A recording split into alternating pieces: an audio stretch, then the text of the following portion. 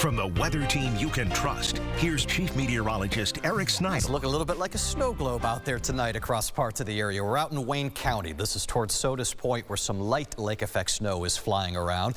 Amidst a night where the temperatures are dropping again. We're back into the teens at 19 degrees. Westerly wind at 11 miles an hour makes it feel more like 7. And yes, it is going to be a cold start to our Wednesday morning. Not the kind of crazy cold that we just came out of, but upper single digits and low teens seem reasonable across a lot of the area.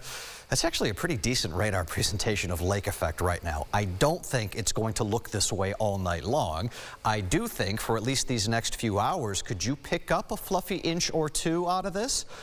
Sure, that seems reasonable to me. Most of that snow is still just on the northwest side of Rochester, but you see the progress here as this little trough swings its way on through. We'll get a quick burst of snowfall. More appreciable banding, heavier snow offshore. I get the sense a lot of this is going to probably stay there. It eventually makes a connection toward the Wolcott area in northeast Wayne County.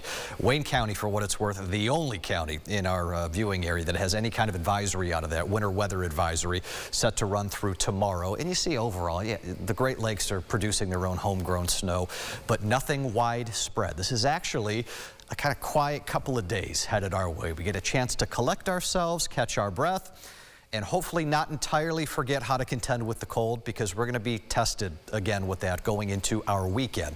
Tomorrow afternoon we get into the low 20s. I think we're going to be around 20 degrees again for Thursday. So cold, but certainly not bitterly cold considering our past around here. Friday's going to be Clipper Day. So Friday in and of itself is not the bigger ticket weather day. This is still out ahead of that next clipper, the next low, and winds are going to be more out of the southwest. So you're going to shoot right back up into the middle and upper 20s on Friday before we come crashing down. That's what you're looking at with this clipper.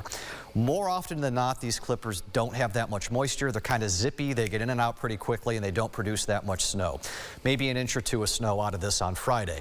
Our problem on Saturday is it is going to be so darn bitterly cold that the lake is going to throw more snow at us. Mother Nature is going to pick those winds up on Saturday, and we're going to be talking about wind chills that could be pushing 20 below zero. That would be some of the coldest we've had all winter long, and it's going to be an abrupt change. Friday evening at 7 p.m., wind chills are in the teens.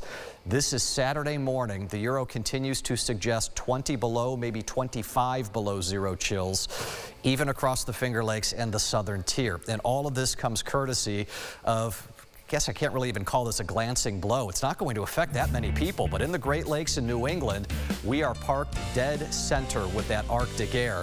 Want some good news out of this? Have some patience with me. I think as we go into next week, there are very subtle signs of a moderating trend. I won't say warm here per se, but temperatures on their way back up next week. We're on our way back after the break.